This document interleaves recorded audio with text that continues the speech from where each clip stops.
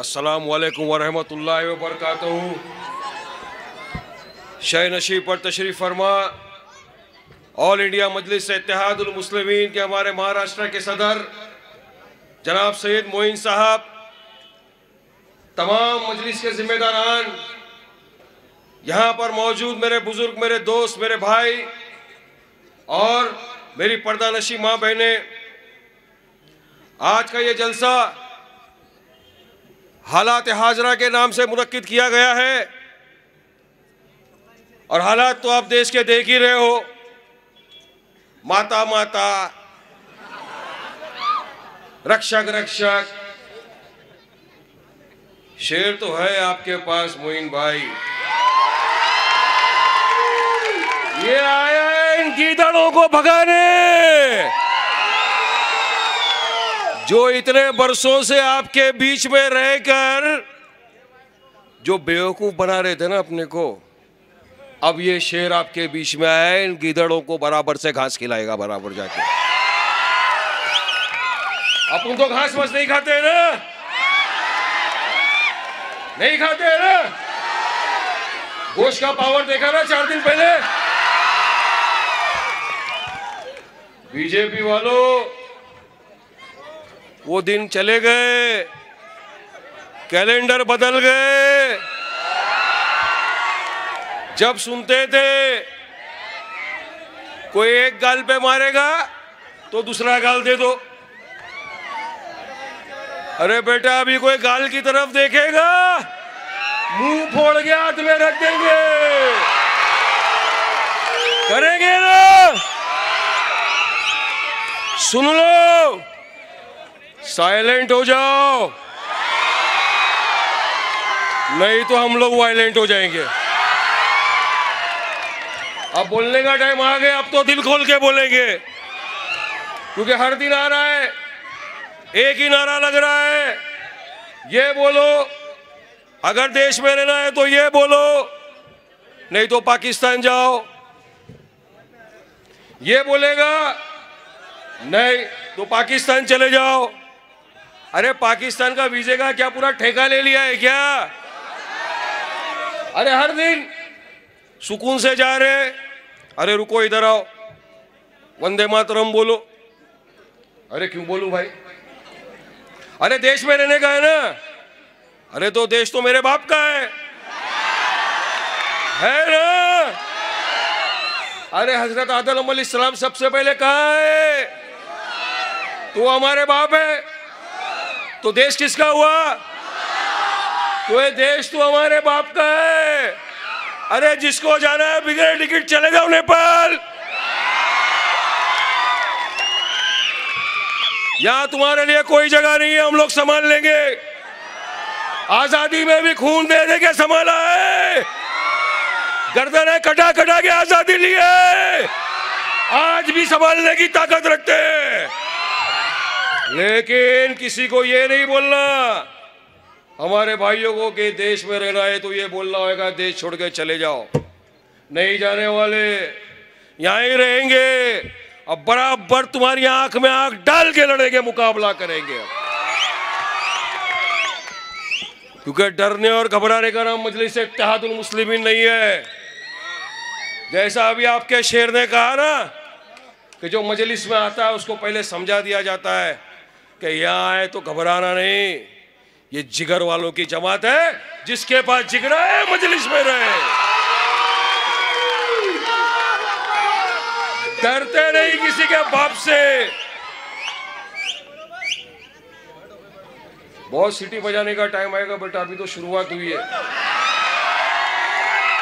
अभी तो पार्टी शुरू हुई है। बहुत बरसों तक देखा, बहुत बड़े बड़े दिग्गज आए, मगर क्या किया 70 साल की आजादी के बाद भी आज आपको और मुझको दिखाना पड़ता है, हमारी नेशनलिज्म प्रूव करना पड़ता है, हमारी पेट्रियोटिज्म प्रूव करना पड़ता है कि हम इस देश के सच्चे नागरिक हैं। क्या हम तुमको दिखाएंगे? अरे नहीं दिखाएंगे, जाओ मानना है मानो, नहीं मानता है नहीं मानो, जाओ नहीं दिखाते हैं। क्या लगा के रखा है? जो आ रहा है बेकसूरों को मारा जा रहा है। अखलाक से लेके दादरी से लेके नौमान को लेकर दिल्ली में मारा गया, तो क्या हम खामोश बैठे रहेंगे, चुपचाप तमाशा देखते रहेंगे? तुमने हमारे घरों में झांकना शुरू कर दिया, हमारी तपेलियों में झांकना शुरू कर दिया। हम क्या खाते हैं, क्या पकाते हैं, क्या रखते हैं, अरे तुम होते कौन है ये सब पूछने वाले भाई। आज ये हालात क्यों पैदा हुए? क्यों इस तरह से इनकी दादागिरी बढ़ती जा रही है? क्यों आए दिन एक दूसरे को मारा जा रहा है रस्तों पे? क्यों घर से निकाल निकाल के काटा और फटकारा जा रहा है? क्योंकि मेरे भाइयों, ये गलती हमारी है। कहीं ना कहीं आप सोचो किसकी गलती है? ये हमारी गलती है, क्योंकि हम में इत्तेहाद नहीं है, हम मुत्तहिद नहीं है, एकता नहीं है। अगर हम एक हो गए जिस दिन, इंशाअल्लाह किसी की ताकत नहीं है, किसी की मां नहीं जनी कि वो इखलाक को घर से निकाल के मार सके, किसी की मां नहीं जनी जो वारिस पठान को असेंबली के बाहर खड़े होकर ये बोल सके कि देश में रहना हो तो ये कहना होगा। किसी में ताकत नहीं, मगर कमजोरी हम में। अब वक्त आ चुका है, 313 थे मगर फिर भी सब पे भारी थे। क्यों? क्योंकि इत्तेहाद था, मुत्तहिद थे, जज्बा था, कौम के लिए करना था, तो अल्लाह की भी मदद गैब से आई। आज अगर हमारा एक एक भाई एक हो जाए, ये सोच ले कि हमको हमारे भी हक लेना है, हम भी इस देश के सबसे पहले नागरिक है, जितना हक तुम्हारा है उतना हक हमारा है।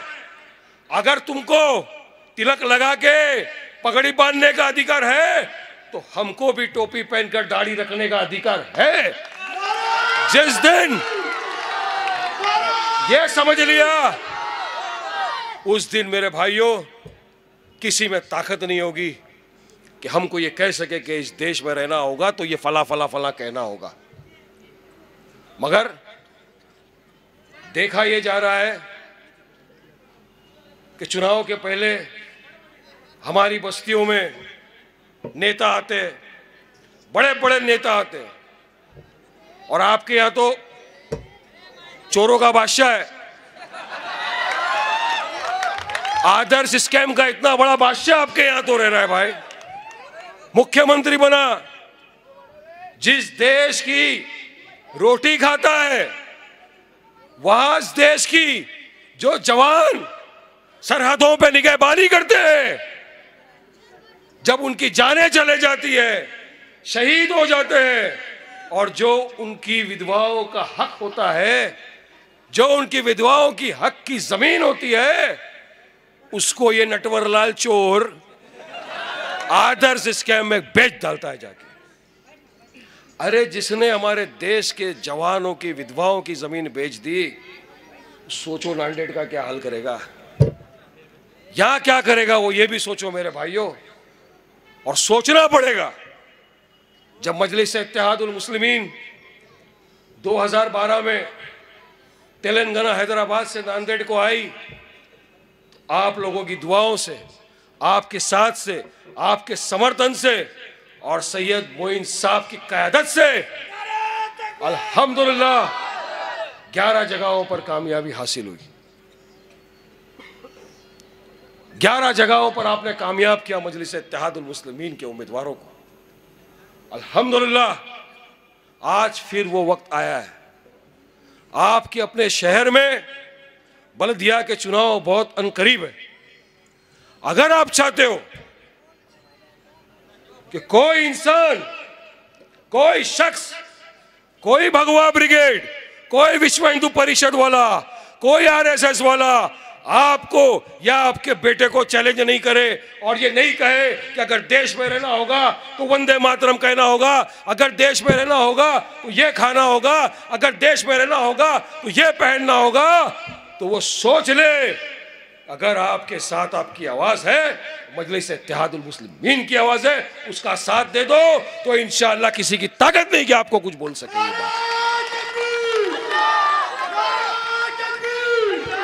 इसलिए कह रहा हूं मेरे भाइयों, बुजुर्गों, दोस्तों, क्योंकि मैं इस जमात का एक हिस्सा हूं। मैंने देखा है हम क्या काम करते हैं।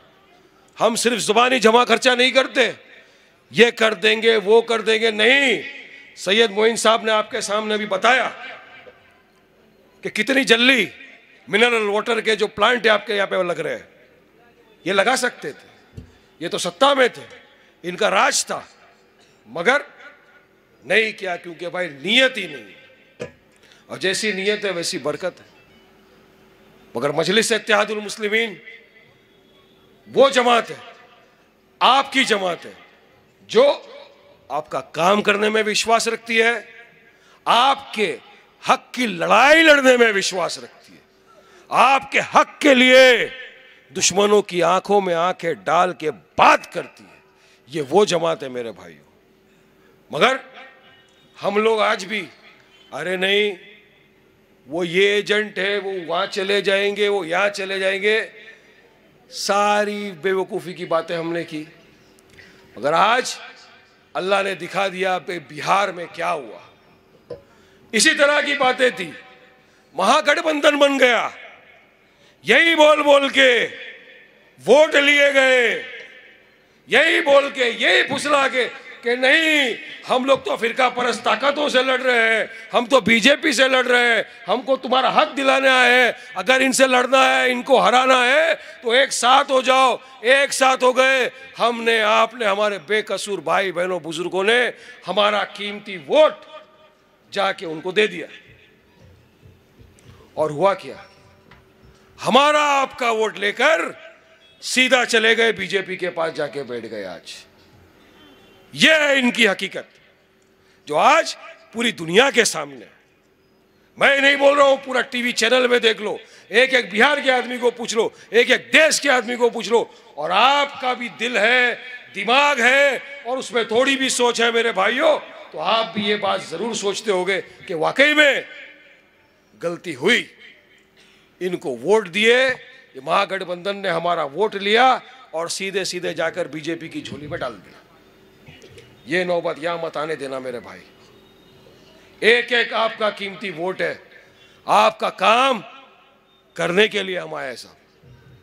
आपकी परेशानी, आपके दुख, आपके दर्द सब देखा नहीं गया, इसीलिए हैदराबाद से है ना यहां तक, वरना सब कुछ है, स्कूलें हैं, कॉलेज है, अल्लाह सुब्हान तआला ने दिया है, सब कुछ, पैसे दिया है, इज्जत आबरू सबसे नवाजा है। क्यों आए? क्योंकि यहां भी आपके साथ कांधे से कांधा मिलाकर ये फिरका परस्त ताकतों के साथ लड़ाई, इनको हराए, आपके साथ रहे, आपका काम करे और आप मजबूत करे।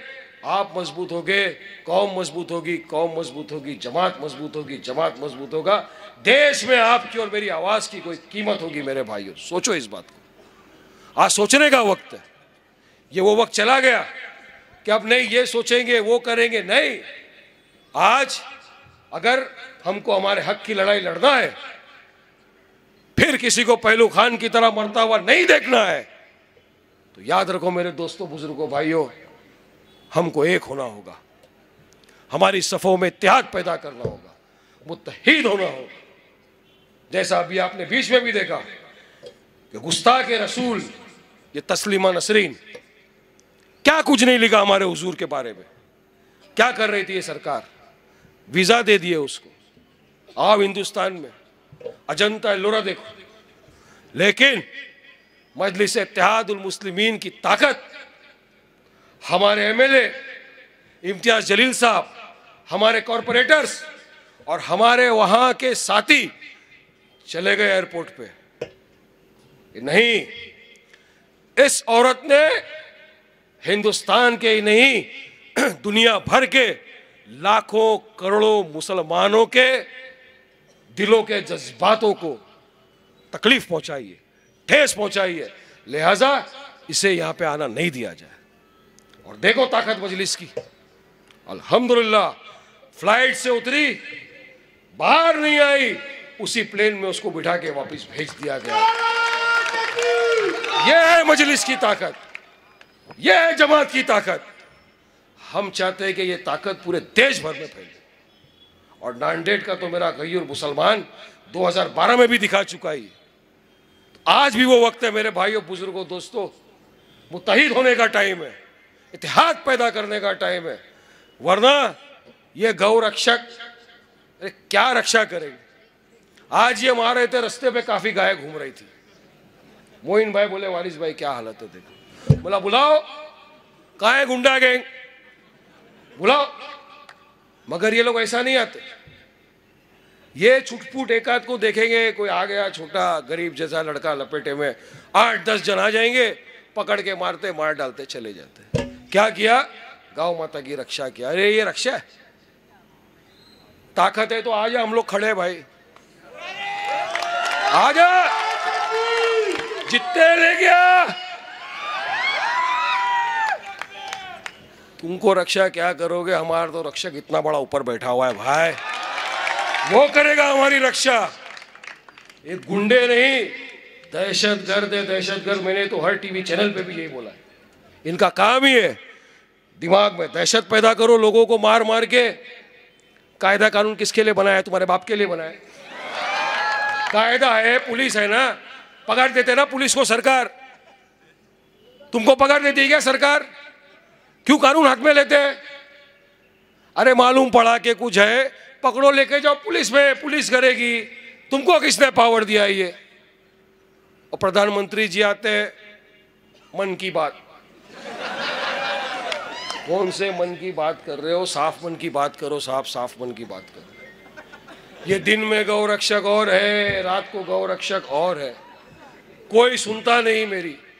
अरे किस तरह के प्रधानमंत्री हो? 8 नवंबर को आके बोले आज से 500 का और 1000 का नोट बंद। सबने सुने ना भाइयों?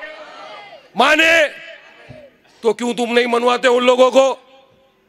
अरे तुम चाहते ही नहीं हो कि ये रुके, ये तुम्हारा शैडो आर्मी है। पीछे से इनको तुम बोलते हो करो, आगे से मन की बात के अंदर पब्लिक को बेवकूफ बनाते हो। मगर हम लोग बेवकूफ नहीं है। वो दिन चले गए, आपस का पालिश मार के रखते थे, अब नहीं। ये सब चीजें बंद होनी पड़ेगी, करना पड़ेगा। हमारे कायद ने तो पार्लियामेंट में प्राइवेट बिल भी इंट्रोड्यूस किया है, मॉब लिंचिंग प्रिवेंशन और प्रिवेंटिव पनिशमेंट का कानून लाने के लिए। हम तो टोटल इस चीज के अगेंस्ट है। अरे हम तो मर्द टू मर्द फाइट करते हैं। आओ, एक को मिलके बेकसूर को 10 आदमी क्या मारते हो, वो भी माता के नाम पे। कभी यहां मार दिया, ट्रेन से निकाल के मार दिया, फेंक दिया रास्ते में, क्या है? और सबका साथ सबका विकास की बात कर रही है सरकार। किस तरह का साथ दे रहे हैं आप हमको? किस तरह का विकास कर रहे हैं? आज हमारे देश की ये हालत है कि एम्प्लॉयमेंट रेट दिन ब दिन गिरता जा रहा है। पैसों की हालत ये है कि कितने लोग थोड़े दिनों में ये डिक्लेयर कर देंगे कि हमारे पास पैसा नहीं है, बैंकरप्ट होने वाला। और जो इनका मेन आदमी था विजय माल्या, भारत माता की जय बोला और 9000 करोड़ रुपए लेके निकल गया। असल वो देखो इनका देशभक्त हुए, गया प्लेन में टाटा बाय बाय करते हुए, पासपोर्ट बराबर लेके, इमिग्रेशन क्लियर करके आराम से राजा की तरह गया और प्लेन में बैठा और नीचे बोला भारत माता की जय बोलते हुए चले गए। ये देशभक्त। हम नहीं बोलते भाई। हम लोगों को जबरन तुमसे देशभक्ति नहीं सीखनी है। इस देश का प्रेम जितना हमारे दिल में, हमारी रगों में है, अरे उतना तो तुम्हारे ख्याल में भी नहीं होएगा मेरे भाई, याद रखो। हमारे जितने लोगों ने इस देश की आजादी के लिए जाने दी है ना साहब, उसकी तो गिनती भी नहीं कर सकोगे, इतनी सारी गिनती है। और बताओ मुझे कि कितने बीजेपी वाले ने, कितने आरएसएसियों ने, कितने विश्व हिंदू परिषद वालों ने इस देश के लिए कुर्बानियां दी है। अरे उंगलियों पे नहीं गिन सकते हो साहब। और आज हमको देशभक्ति का पाठ पढ़ा रहे हो। वक्त की कमी है, मगर मैं चाहता हूं कि इस प्लेटफॉर्म से आप और हम सब मिलकर इस देश को वो नारा दे कि उनको समझ में आ जाए कि हमारे दिल में कितना प्यार है। मैं कहूंगा हिंदुस्तान, आप मेरे भाइयों कहना जिंदाबाद। हिंदुस्तान, हिंदुस्तान, हिंदुस्तान। आप अपना वाला नारा लगाएंगे, आप ऐसा नारा लगाएंगे, दिल्ली हिलेगा, चौहान हिलेगा, ठाकरे फाकड़े हिलेंगे। तो जरा जज्बात में आओ और जोरों में आओ।